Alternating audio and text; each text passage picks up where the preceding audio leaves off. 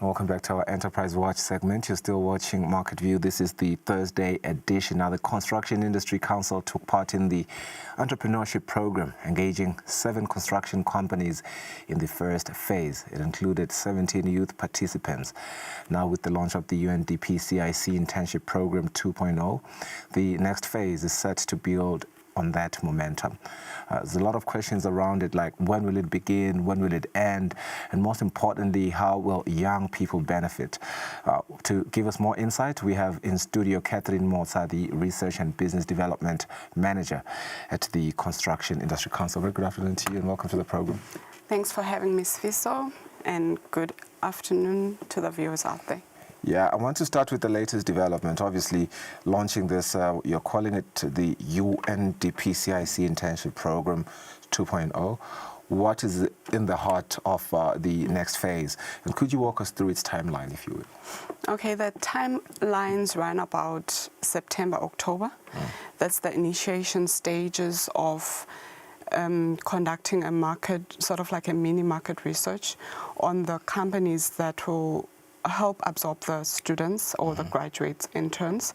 So there will be that process first, but then there has to be a process that runs concurrently, a process whereby a notice will be out there on the papers, our website, the different social media platforms, whereby there will be a call of interest from our side, just to call our construction industry to come through, because remember, we need them to, we need their concerns so that the students are housed through the different companies. So that's the first call, so that we can then import the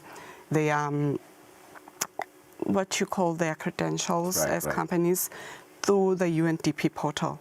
Then that is where then we'll mismatch those companies to the relevant student. So the process just goes about like that. But also we have to inform the vocational institutions, your ECOT.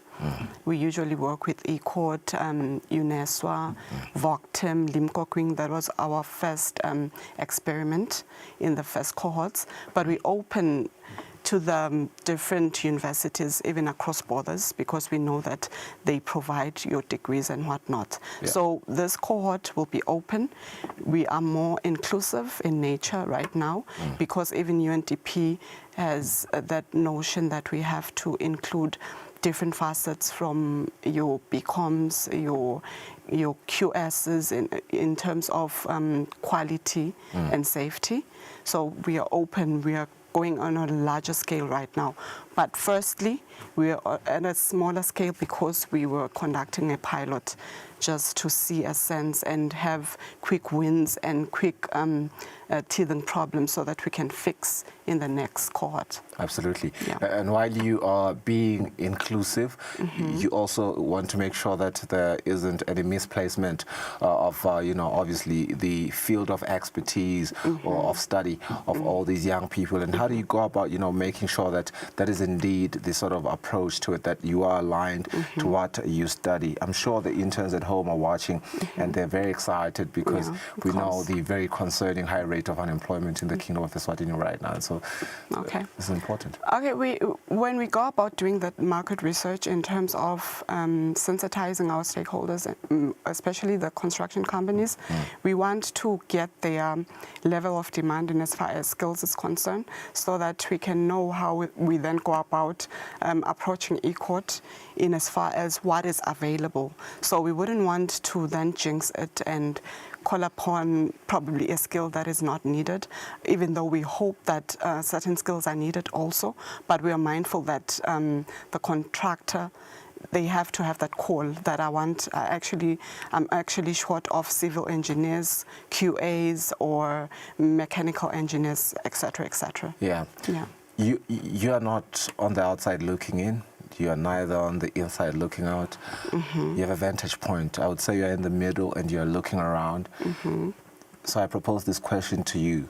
From your vantage point, what real prospects exist for young people in this sector, beyond the internships? And I think that is very important because, while we appreciate the internships, we also just want to look long-term beyond it.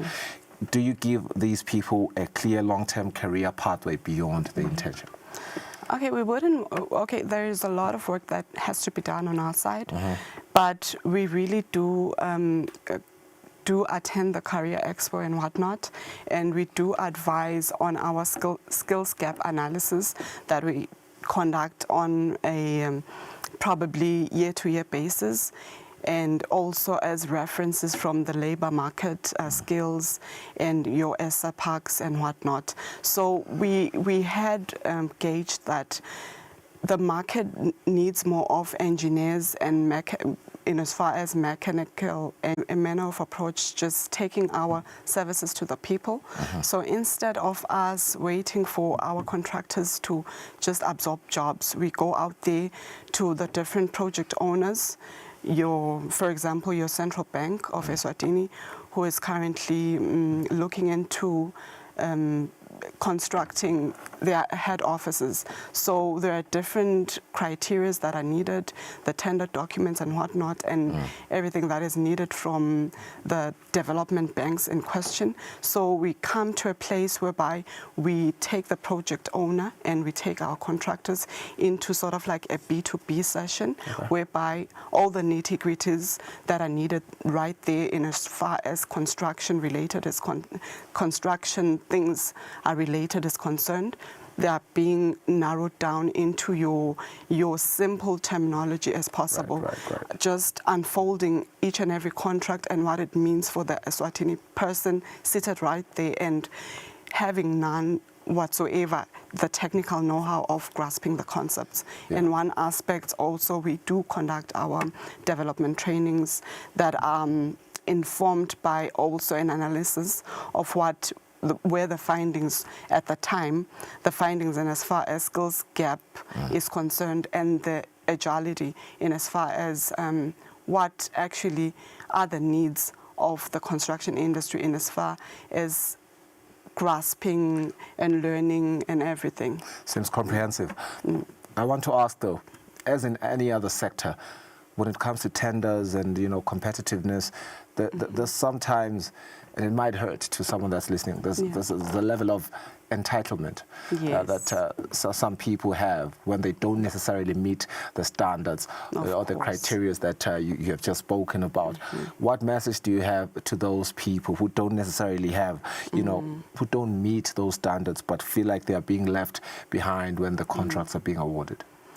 Okay, what I can say is that we are open for business as CIC, and we take advices and critiques as much as possible, because we know that without the construction industry at play, in as far as what we are doing, our initiatives that would be in vain without their consent and without their inputs. So I'd very much encourage them, if we're coming through just on a day-to-day basis knocking at their door, they should voice out this concern so that we can be able to have rightful inputs where we have to make reforms, readjustments, or even change the legislation, for example, to best fit their needs. 100%. So in as much as people will feel a sense of entitlement comes with you being ready, construction ready, and you being savvy in everything that is happening within